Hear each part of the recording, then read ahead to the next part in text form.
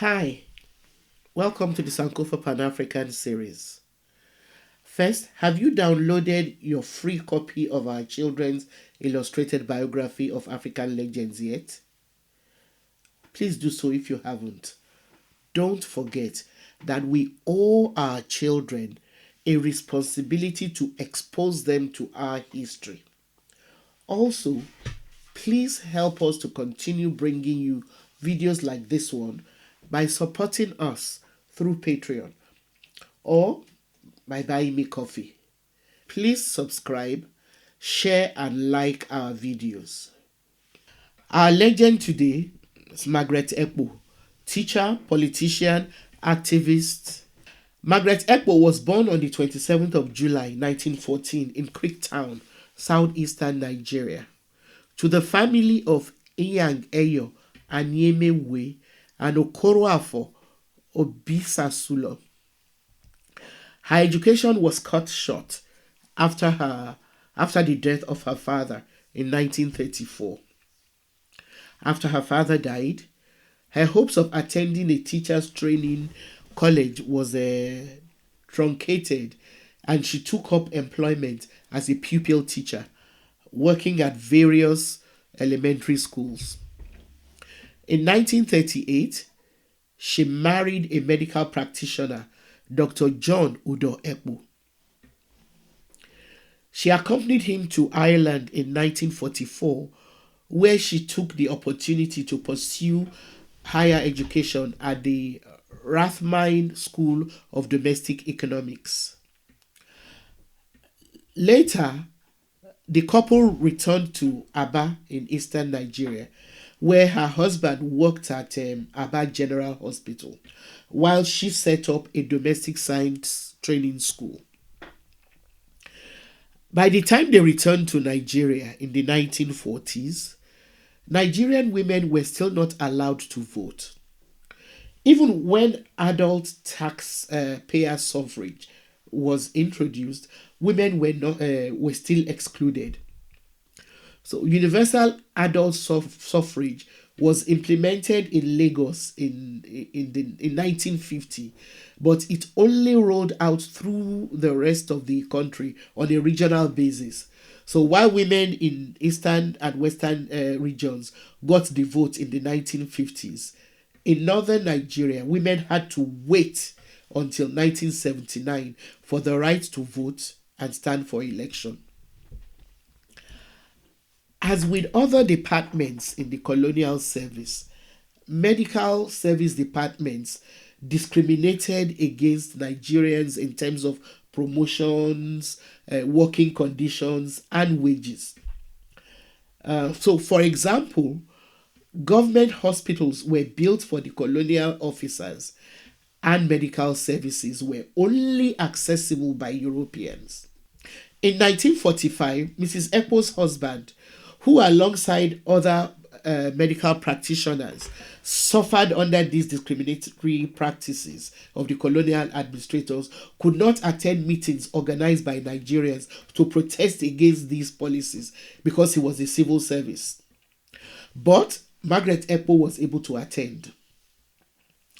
This was only the beginning of her life as an activist and advocate for political and human rights, and she had some really major victories. For example, in 1949, when coal miners in Enugu requested a wage increase, their leaders were shot by colonial administrators for daring to ask for what was their right. Margaret Ekpo rallied women's groups around the country, and they declared a day of national mourning for the shooting victims. This helped draw attention to the incident, not only in Nigeria but across the world. During the demonstrations, Margaret Ekpo was very vocal in condemning the colonial authorities. She even went so far as to declare that if a woman had been among those killed, the British women in Aba would have all been killed. Now, this statement led to her arrest, and she and others who dared to confront the British were harassed and threatened with deportation from their own country, the country of their birth. I mean, there was nothing these colonizers did not do to us. Anyway, in retaliation, the famous Aba women threatened to set the town ablaze, and this forced the colonial administrators to set Mrs. Ekpo and others free. The protests and Mrs. Ekpo's position were part of growing nationalist movements, the creation of new political parties, and increasing animosity towards the British colonial government. So during her career, Ekpo joined ranks with the prominent Fumilayo Ransome Kuti under the umbrella of the Nigerian Women's Union, NWU. Together, they traveled to different provinces to mobilize women to join the NWU and be a part of Nigeria's decolonization journey. Mrs. Ransome Kuti traveled with Mrs. Ekpo to the Enugu colliery during the crisis at the local at the coal mine in 1949, and they also visited widows of the deceased together. Both women also raised awareness about universal adult suffrage, women's education, and independence from oppressive colonial rule. In 1954, Mrs. Ekpo formed the Aba Township Women's Association, ATWA. Other associations similar to the ATWA also sprang up all over the eastern region as women mobilized to protest their economic and political interests. To encourage women to join ATWA, Mrs. Ekpo devised a particularly clever plan. At the time, the world was just emerging from the end of the Second World War, and there were still shortages of essential commodities, especially salt. Now, Mrs. Ekpo purchased all the bags of salt in Aba Market and therefore controlled its sale to members of ATWA. Any woman who wanted to purchase salt had to first register with the association. This allowed her to mobilize women under one major social political body.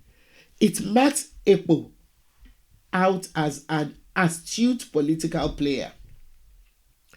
So, other associations such as the Aba Community League and the Aba Market Women's Association joined forces with ATWA to share anti-colonial messages and to mobilize their cohorts towards electoral politics. These mobilization strategies transformed into a formidable women's socio-political movement. Women were able to secure seats at the Aba Urban District Council, breaking the male political monopoly of the local council and securing a voice in local politics. In 1957, Mrs. Ekpo was appointed to the Aba Urban District Council, AUDC Caretaker Committee. The NCNC party's leadership then recognized Ekpo's socio-political negotiation skills, and her name featured regularly on lists of advisors included in delegations representing the eastern region of Nigeria at constitutional conferences held in London and Lagos. It was only the eastern and western region premiers who actually invited a few women to be a part of their delegations. No woman was included in the northern delegations to the constitutional talks throughout the period leading up to Nigeria's independence in 1960. So Ekpo was one of a few well-known female Nigerian politicians representing women's interests in conferences that shaped the country's constitutional future.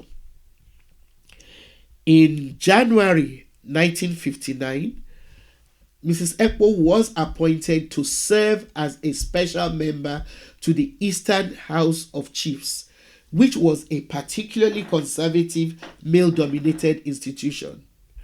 Alongside her was Janet Mokelu.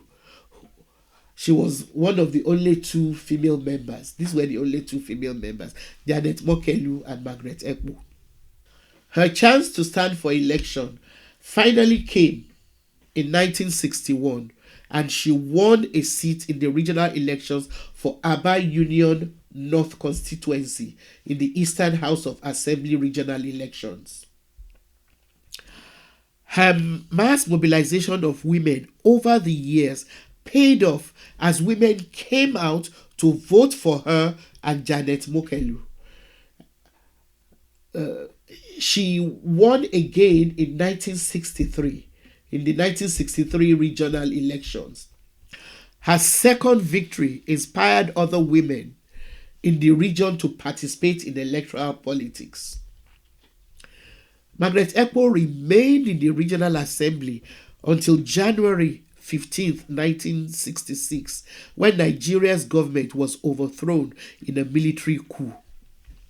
She was bestowed with several national and international awards, including the Order of the Niger, OON, and Commander of the Order of the Federal Republic, CFR. She died at the age of 92 on September 22nd, 2006, and was buried in a special mausoleum built by the state government at the Hawkins Cemetery in Calabar, Cross River State, on December 9th, 2006. As part of the memorialization of her name, the state government renamed Calabar Airport the Margaret Ekpo International Airport. Thanks for watching. Please download your free copy of our children's books and support us through Patreon or by buying me coffee. Also, tell your friends about this channel. Thank you.